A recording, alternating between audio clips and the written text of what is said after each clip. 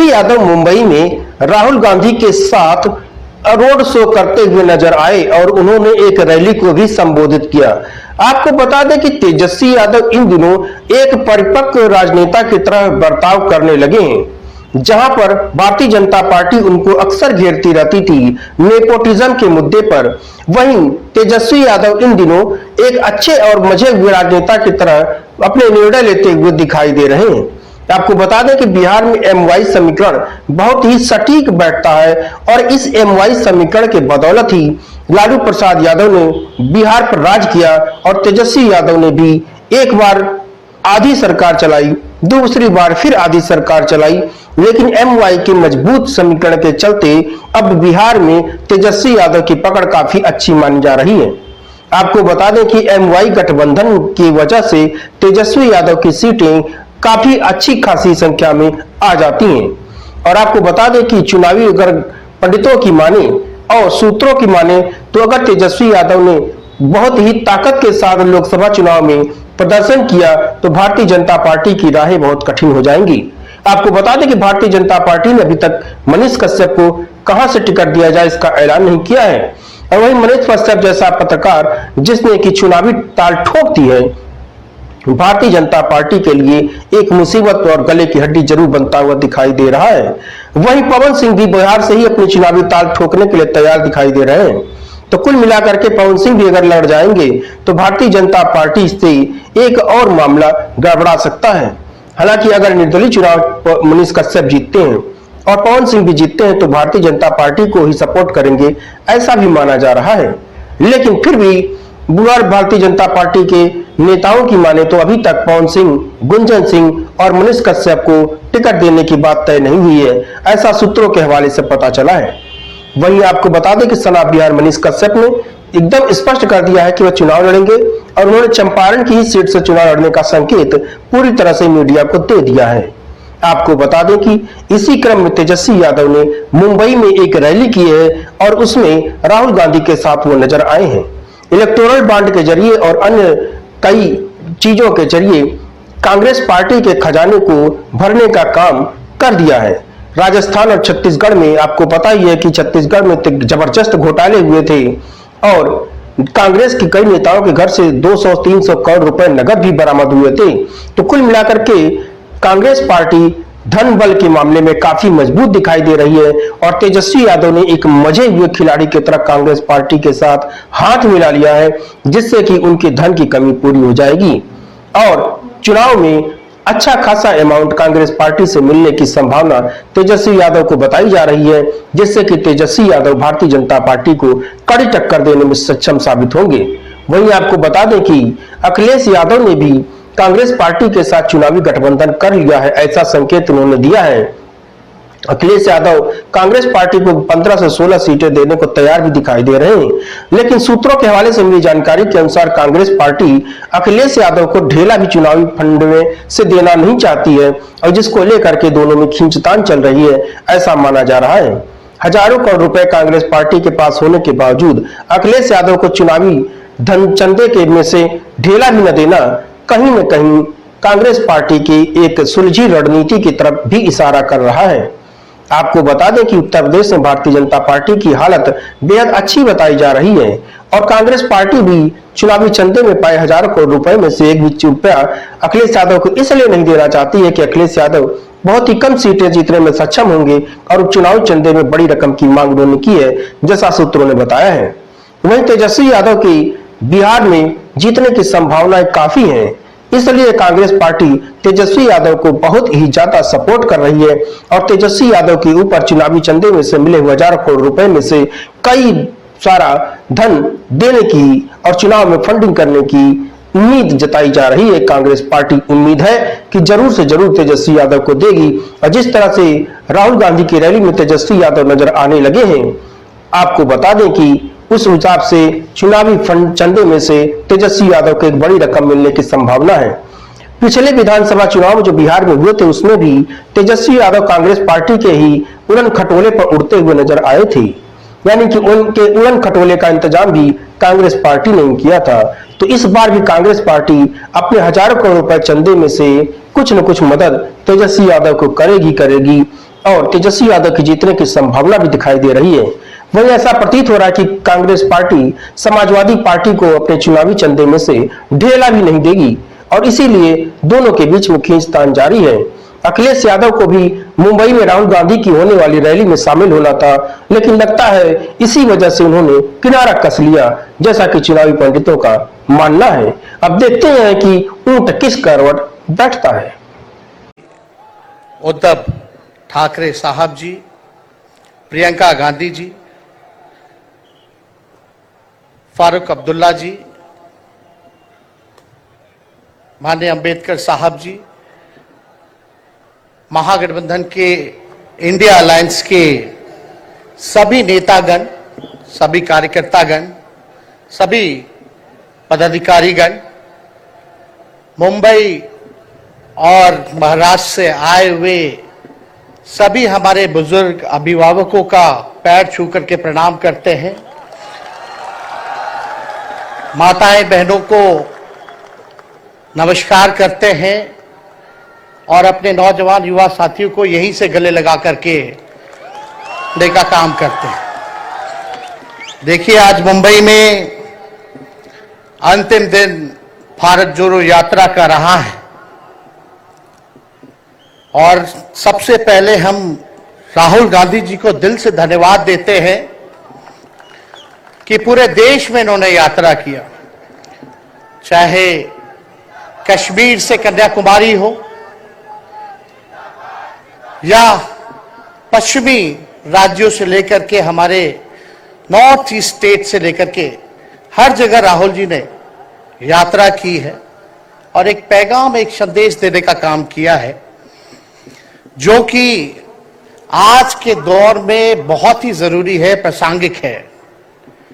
आज एक तरफ जहां नफरत फैलाया जा रहा है, जहां टकरार की बात की जा रही है, जहां प्रोपेगेंडा किया जा रहा है, जहां देश के संवैधानिक संस्थानों को हाईजैक किया जा रहा है, अस्थायी सरकारों को, चुनी हुई सरकारों को, लोकतंत्र में मतदान जो आप लोगों ने किया वैसी सरकारों को खरीदा जा रहा है, ईडी सीबीआई के जरिए डरा करके तोड़ा जा रहा है, गिराया जा रहा है,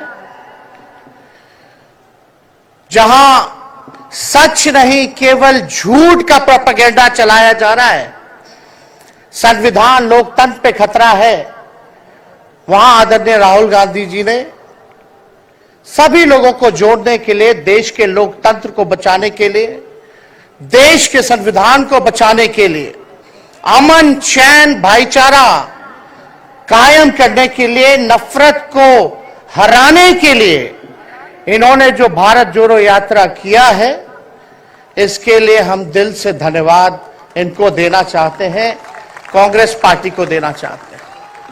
और यहां बैठे हुए सभी महागठबंधन और इंडिया अलायंस के जो भी हमारे नेता हैं, उनको भी हम धन्यवाद देते हैं कि इस दौर में जहां पूरी ताकतें लगाई गई हों, डराया जा रहा हो, लोगों को लालच दिया जा रहा हो, लेकिन हम सब लोग मिलकर के इस देश के संविधान और लोकतंत्र, भाईचारा और जो इस देश की खूबसूरती, डाइवर्सिटी है, उसको बचाने के लिए एकजुट हुए हैं। कोई मोदी जी को हराने के लिए नहीं, उस सोच को हराने के लिए जो देश को बांटना चाहती है, उसके लिए हम लोग एक हुए हैं। हमारी लड़ाई व्यक्तिगत मोदी जी से, अमित शाह जी से नहीं है। हम लोग तो हमेशा से उन विचारधारा के लोगों से लड़ाई लड़ने का काम किए हैं जिन्होंने हमेशा से, जिनका आजादी में कोई योगदान ना रहा हो,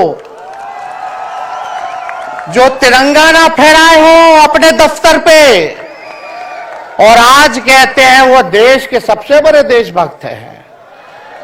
अरे, मेरा मानना है कि देश में सबसे बड़ा अगर अपना दुश्मन है तो बेरोजगारी है, महंगाई है। आज गरीबी है, वो सबसे बड़ा दुश्मन है।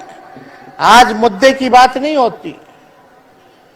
मोदी जी समुद्र के अंदर चले जाएंगे, कारपेट बिछा करके बैठ जाएंगे, उसकी चर्चा होती है। लेकिन किसान भाइयों का आय दुगुना का वादा किया था। जब हम लोग सवाल पूछते हैं, राहुल जी सवाल पूछते हैं, क्या हुआ 2 करोड़ रोजगार का, क्या हुआ 15-15 लाख का, तब ये गोदी मीडिया और भाजपा के कुछ लोग एनर्जी ड्रिंक पी करके हम लोगों को गाली देने का काम करते हैं। और पटना की जो रैली हुई, 10 लाख से भी ज्यादा लोग आए पटना में। जन विश्वास रैली हम लोगों ने किया। और आज का जो जन सैलाब देकर के फिर से मीडिया के लोग और भाजपा के लोग एनर्जी ड्रिंक पीना पड़ेगा। अरे डरने वाले लोग नहीं है यहां, हम लोग लड़ने वाले हैं। अपने लिए नहीं, आपके लिए लड़ने आए हैं, आपकी लड़ाई लड़नी है। इसलिए हम ये पैगाम लेकर के आए हैं लालू जी का। डॉक्टर के सलाह पे ज्यादा घूमने से मना किया गया है, लेकिन लालू जी अभी भी तैयार हैं मोदी जी का दवाई करने के लिए। उनको कितना भी सताया जाए, डराया जाए, उनका बाल पक गया इनसे लड़ते लड़ते, लेकिन वो डरे नहीं, झुके नहीं। आज महाराष्ट्र में, खास तौर पे बंबई में राहुल जी ने निमंत्रण दिया और हम लोग यहां आए हैं। और यहां बिहार के लोग भी काफी बड़ी तादाद में बसते हैं। हम रउआ लोग इनके भी कहते नहीं, बच के रहिए भाजपा के लोग से। ये लोग गोबर को भी हलवा दे करके परोस देता है, इतना झूठ बोलते हैं। हम तो पहले भी कई बार कहे, मोदी जी प्रधानमंत्री है ठीक है, लेकिन साथ ही साथ वो झूठ बोलने के फैक्ट्री भी है। मोदी जी झूठ बोलने के मैन्युफैक्चरर भी है, होलसेलर भी है और डिस्ट्रीब्यूटर भी है। ये उनका काम है। हम लोग सच्चे लोग हैं और सच्चे लोगों को कितना भी डराओगे, डरते नहीं। सांच को आंच क्या, उसलिए हम लोग लड़ेंगे। इनके गीदड़ भपकी से हम लोग डरने वाले हैं। आप बताओ, आप लोग डरोगे? लड़ाई लड़ोगे कि नहीं लड़ोगे? साथ दीजिएगा ना सबका। हम तो कहना चाहते हैं, राहुल गांधी जी जो यात्रा किए, ये हो सकता है पहला चरण हो, लेकिन यात्रा तो हमेशा हम लोगों को करना पड़ेगा। चाहे सत्ता में आए या ना आए, हमको जनता के बीच उनके सुख का दुख दर्द का भागीदार बनना पड़ेगा।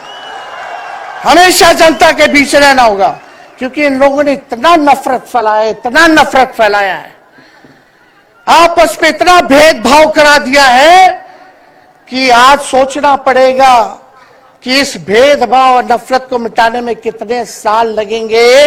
इसके लिए हमको हमेशा सब लोगों के बीच, जनता के बीच रहना होगा। और जो प्यार का, और जो आप कहते हैं जो दुकान खोला है, मोहब्बत की दुकान, इसको बंद मत कीजिएगा कभी। हमेशा आगे झंडा बुलंद करने का काम कीजिएगा। आज यहां शरद पवार जी भी हैं, उद्धव जी भी हैं। आपको पता है ऑपरेशन लोटस हो रहा था, यहां विधायकों को खरीदा जा रहा था, डराया जा रहा था। या एक बात बता देते हैं, आज महाराष्ट्र सरकार में जितने लोग बैठे हैं, कोई लीडर नहीं है, सब डीलर है।